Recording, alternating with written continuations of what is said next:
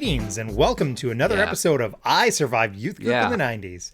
I'm your host, Caleb, and this is my co-host, Scott. Scott, how are you tonight? You're doing it, man. I am great because I'm proud of you for doing this intro all by yourself. Well, here comes the hard part. So we're back again to talk about the experience growing up as youth group kids in the 90s and how that has shaped our adult lives. Yep. We'll talk to old friends about their faith journey spanning the 90s to today and discuss cultural topics through the lens of someone who grew up during that era. Scott, we don't have a guest today, but what are we going to talk about? Hey, that's a really good impression of me. Well done. This will be one of our shorter episodes. We will ask each other just one of the questions on the list to keep people hopefully interested, but also give you a little bit of background into our journeys, since we are talking with so many other people about their journeys. We thought this would be an easy way to do that. So, Caleb, what question are you going to ask me tonight? The Tylenol PM's really kicking in. I forgot. Oh, yeah, that's right. We only have a matter of minutes here before this goes off the Before Caleb gets... We decided to steer clear of the controversial one because I don't think I'm in a good spot for that. The audio is like 8 hours long, and 7 hours and 50 minutes of that is of you sleeping, and I can't stop it. It's just conspiracy theory after conspiracy theory of just Caleb spewing.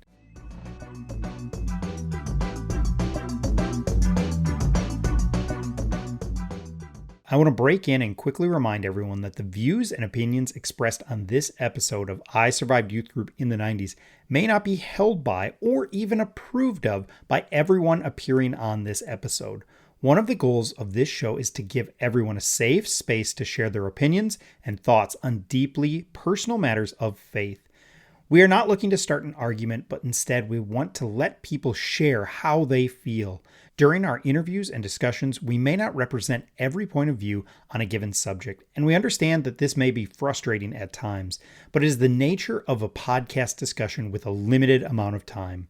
We also know and want to acknowledge that our memories of events that happened 25 to 30 years ago may not be 100% accurate. We assume everyone's best intentions as they share how they remember the experience of their youth. Now, back to the show.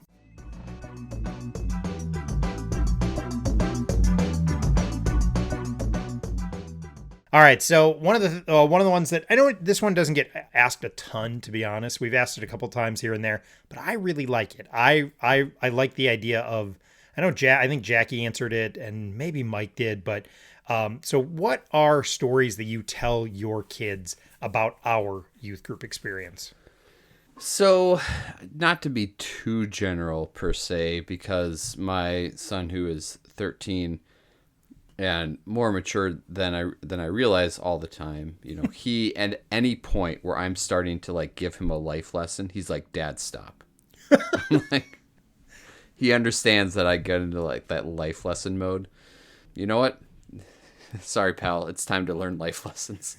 So, but one of the ones I was talking to him about for my youth group experience was he had come back from, I think it was a youth well, I shouldn't say youth retreat, but it was a family retreat that we took, and this family ministry separates the youth out into small groups, and he's kind of approaching that age where he's not quite a leader yet, so he's a youth in the group, but he's also one of the older ones, so he's kind of a leader-ish, mini leader. And they made a video. And my son has red hair like me, and so there was some, funny commentary, like they call him Ron Weasley and Ed Sheeran and stuff. And, talk about things that's changed. Nobody called me that in high school, obviously. Or nobody made fun of that for me in high school either. But I told my son, dude, if there was YouTube when I was a kid, you have no idea how big my channel would have been. Like, we made a bunch of videos, bunch, and they were long, right? They weren't if there were shorts available, I would have like 4 billion shorts of absolute nonsense. Absolute nonsense is the right word. Absolute nonsense. You nailed that. Mm-hmm. So we did a lot of just like recording, because we've said in previous episodes, we did everything together. And part of what we would do is, if it was a Saturday night, we were at one of our houses and we were playing video games and we were making videos and we were in just like a pact of support, staying up as late for each other as possible because we knew that on Sunday morning we had to be at Perkins at 7 for pancakes and leadership or whatever it was called. Is there any one of them that stands? I have one. Is there anyone that stands out to you as the crowning achievement of our stupid videos? Man, I know we had a discipleship group video or discipleship weekend video that we replayed a lot, and I don't know what was on there. Okay. But I know we thought it was hilarious. The one I remember, oh man, I'm not going to say who was in it with us. It was not at a youth group event. It was at your basement. It's the Diet Coke break one. That one is the... I can't even say it without laughing. Because there was, at the time, oh my gosh, we're going to go into this. This is an Easter egg for like only a very few people who are listening. I don't care. But there was a Diet Coke break.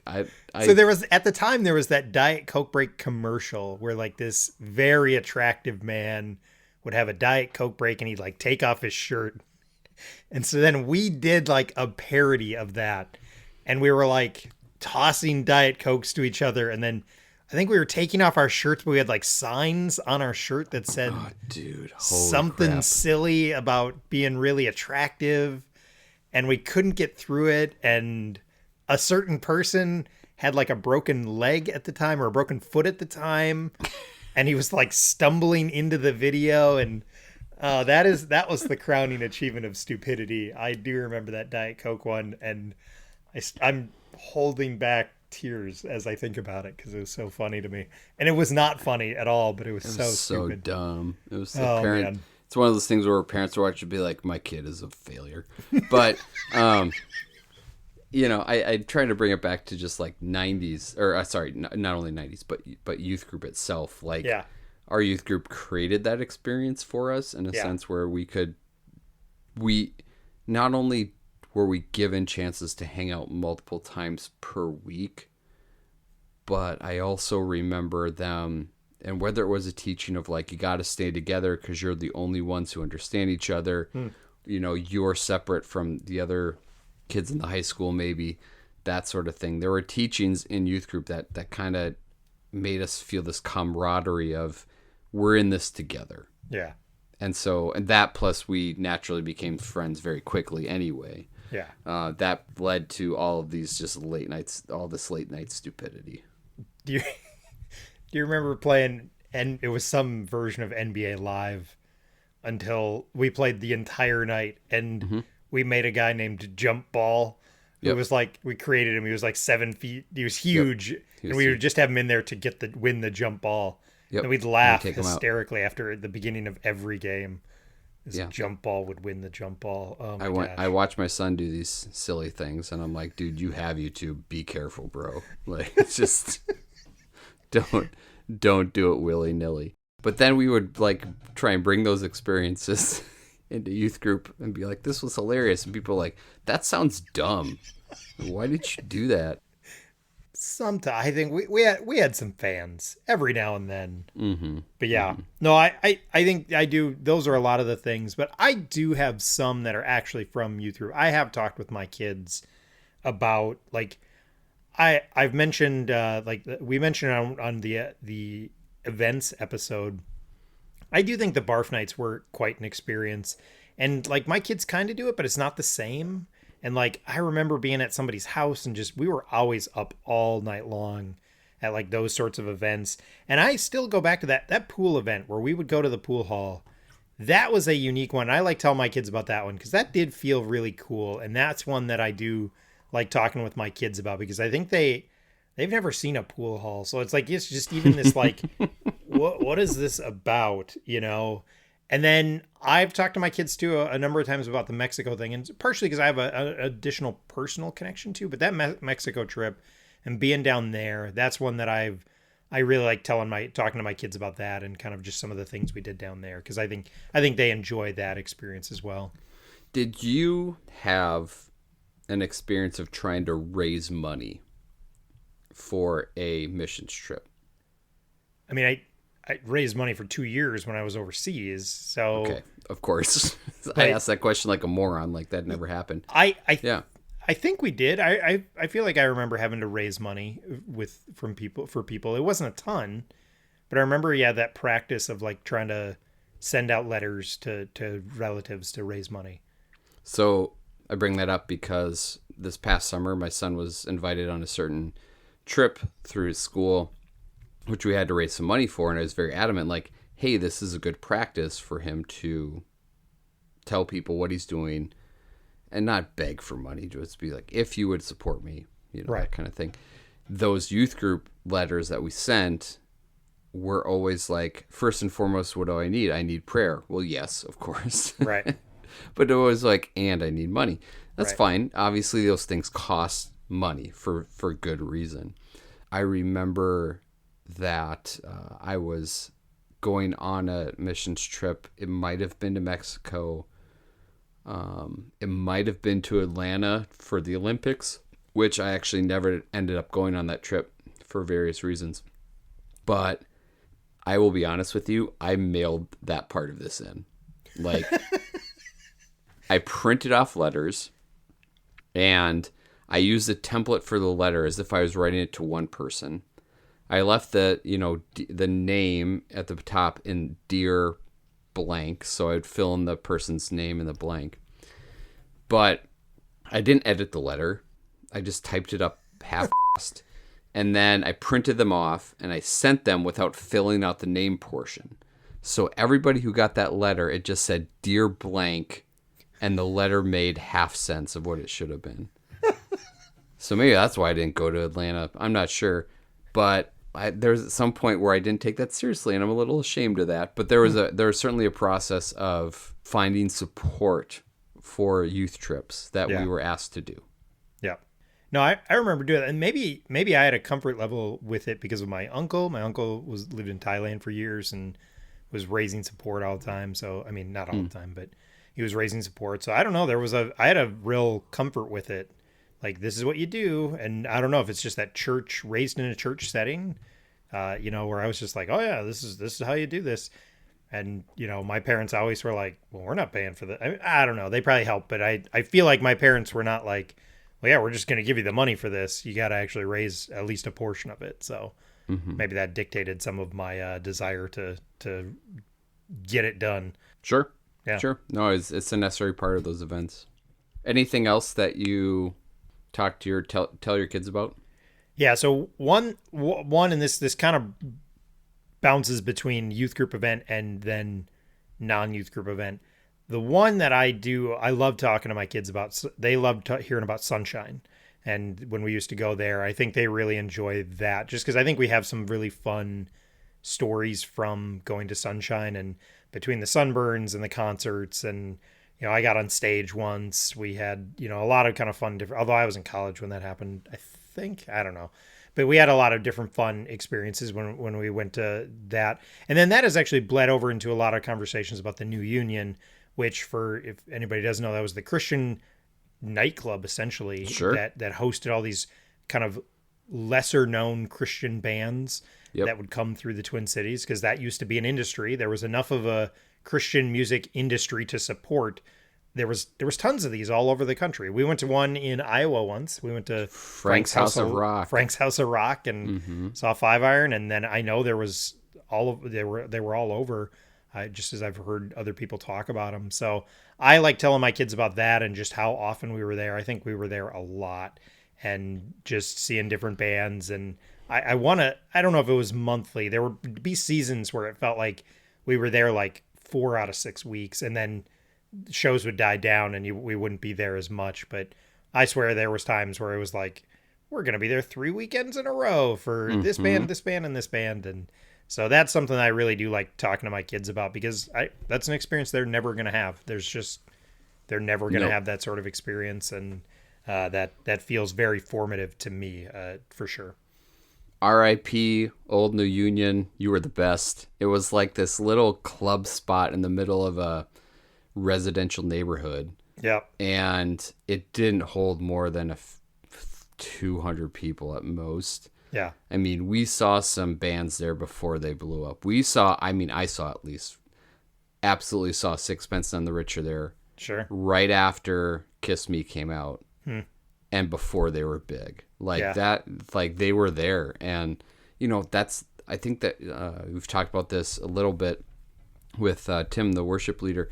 It's like we were in that time frame of it being a thing. Yeah. And I'm always thankful to be alive during that time frame where it was a thing. Yep. Because the best that my kid can do now is like, I have to kind of feed it to him a little bit, Yeah. right? You can't go do it on your own. Yep. But yeah, that old club was great. And then they moved it downtown Minneapolis, and then it survived for a few years, and then it closed. Yep. And there's actually before it was North Minneapolis, because that's where it was when we were primarily going. It was downtown before that, and my claim, or not, I want to say claim to fame, but it's not. But I saw the Newsboys in the downtown Minneapolis one right as they were blowing up, and that was really cool. And that's one that was a youth group event. John took me. I was there with John and his wife and a bunch of other youth group kids, and yeah, seeing the Newsboys. And I think it was right after Not Ashamed came out, and by like 8 months later they were headlining Sunshine because they had just exploded as a band. So yeah, no, I think about all the shows we saw there. I mean, some of my fondest high school memories are at the New Union, seeing, everybody. I think we saw Poor Lou there once. For sure. I know we saw I think I only saw Black Eyed Siva once there. I saw the Prayer Chain once there. There's a lot of bands that I feel like I saw once and they never really came through again, or we missed them. I saw Five Iron there like 20 times, but If they yeah. did come through, they weren't playing there anymore. Yeah. Yep. So, but yeah, there was a lot of fond memories of seeing bands at that old New Union, and I like telling my kids about that because I think that's another one that they don't have a conceptual place for that. They just don't. I've never even taken them to a real legit concert, so they just don't even really, I think, have a concept for what it all feels like. So. Well, my first concert ever was Steve Taylor at Concordia University with you, Derek, and John. Yep.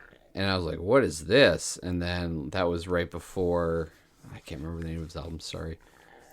Squint? Squint, yeah. Thank you. That was right before Squint came out, but he was playing songs from that. And there was The Moshing Floor, which I'll still put on. That album still, really, frankly, kicks butt. But, but like, I had so much fun. That was such a formative part of our growing up, was we had access to this music that wasn't worship music. Yep. And it didn't need to always be sung in church. It was its own scene with godly influence, spiritual aspirations, whatever you want to call it, pushing it.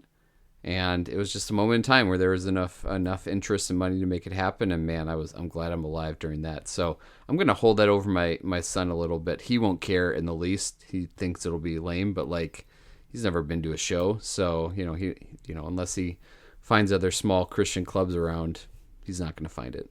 Yeah. R.I.P. the New Union.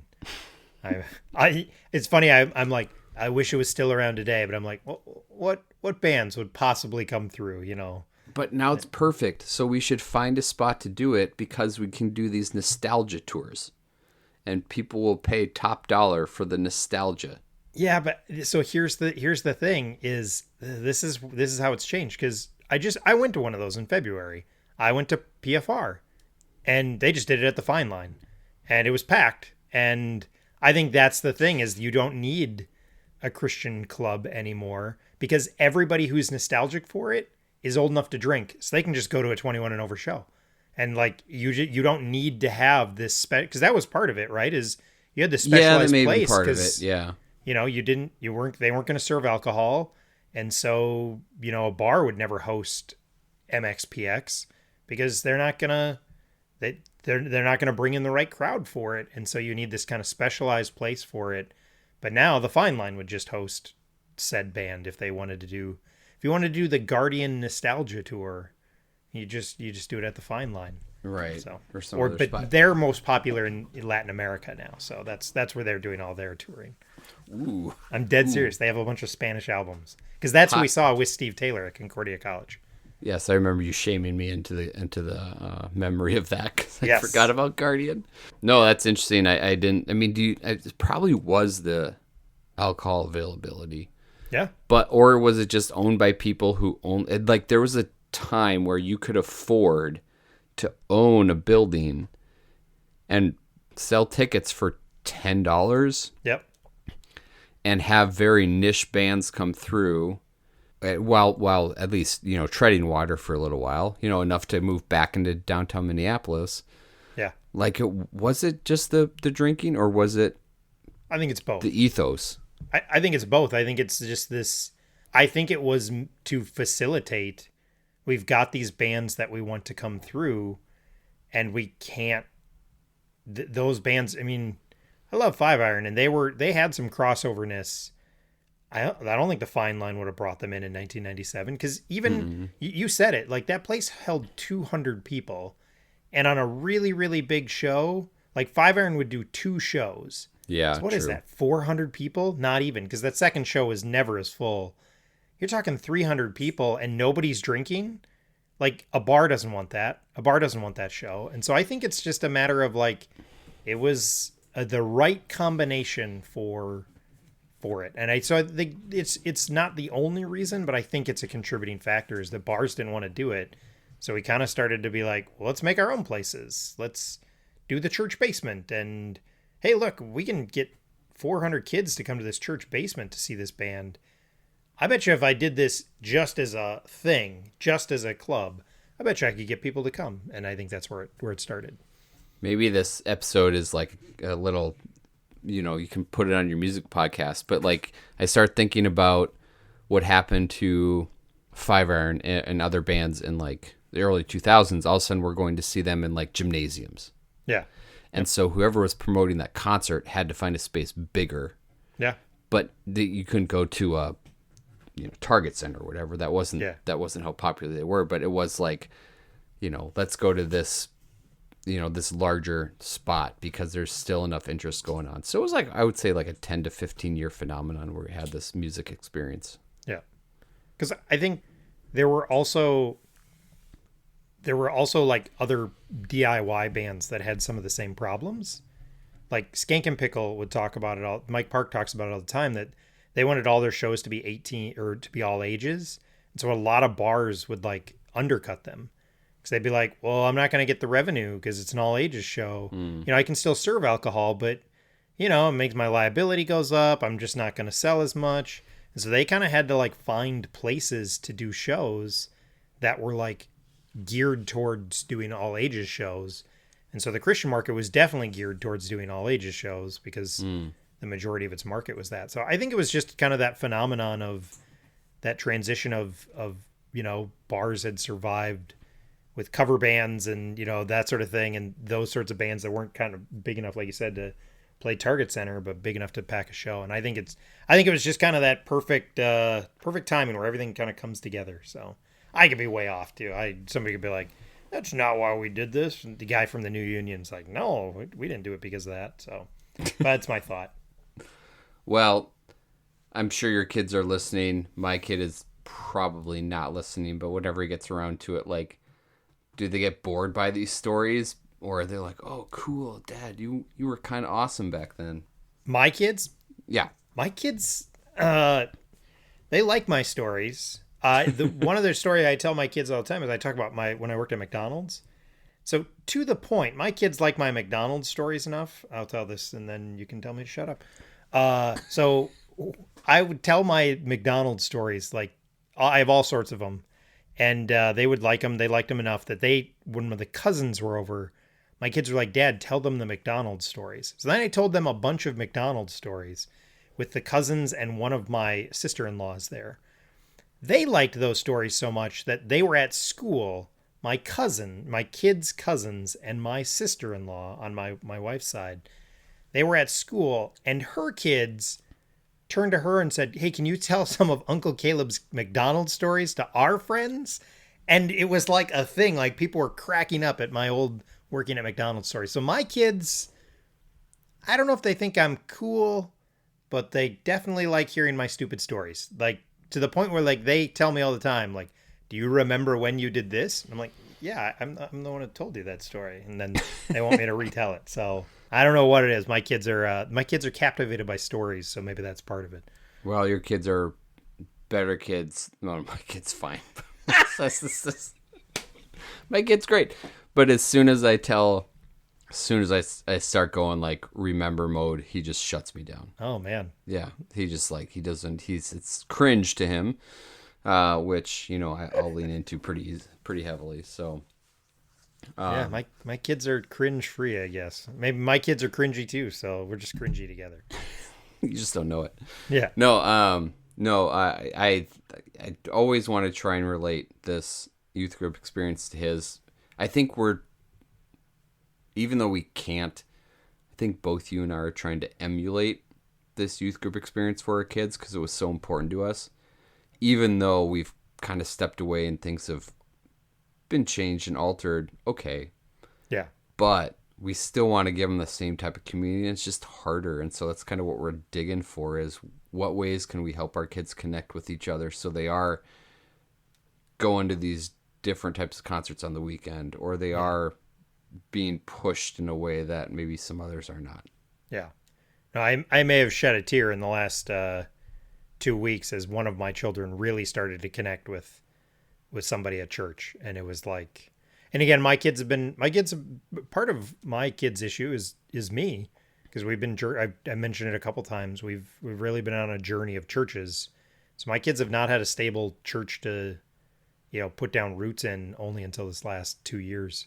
Mm-hmm. And, now I've made the joke all the time that I've made the promise to them that unless they start sacrificing people on stage, we're not moving churches till the two oldest at the very least are through high school. So if I switch churches, you'll know what's happened.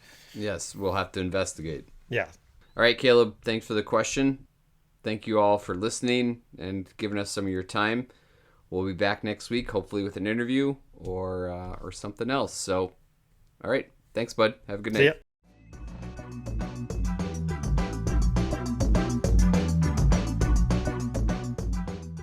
Thanks for listening to this mini episode of I Survived Youth Group in the 90s. We hope you enjoyed it.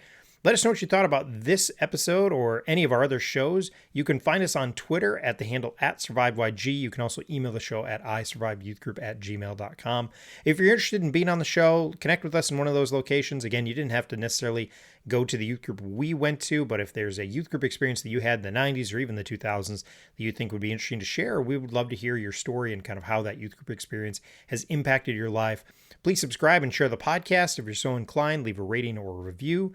If you enjoy this show, you might also enjoy the other podcast I do. It's called the Album Anniversary Podcast. Over the last couple of years, I've researched and documented the release date of thousands of albums. Throughout the week, I post about them on social media. I've had a couple different formats on the show, but again, it's a chance to sit down and talk about some of the music that I've documented on my calendar and why it's special to me and the other people I have join me on the show. Once again, that is the Album Anniversary Podcast. The music at the beginning and the end of this show is the instrumental version of the song Positive Charge by the artist Dread Pirate Roberts. Thanks again, and we'll talk to you soon.